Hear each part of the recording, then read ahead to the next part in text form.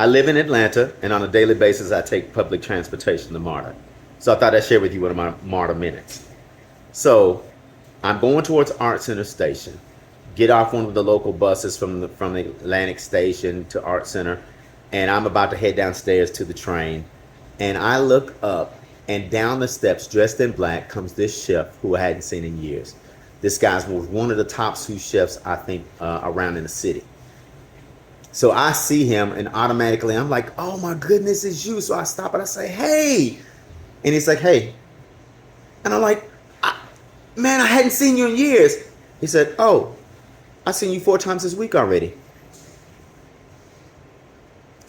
The implication is that I had seen him too. So I'm like, I had I had to remind him in so many words. I said, I just remember I'm legally blind, so I if I'd seen you, I would have said something. I'm happy to see you. And I tried to generate that energy, that you hadn't seen somebody in a long time energy, and you want to kind of make sure that they know that you thought about them and cared about them. It fell a little flat.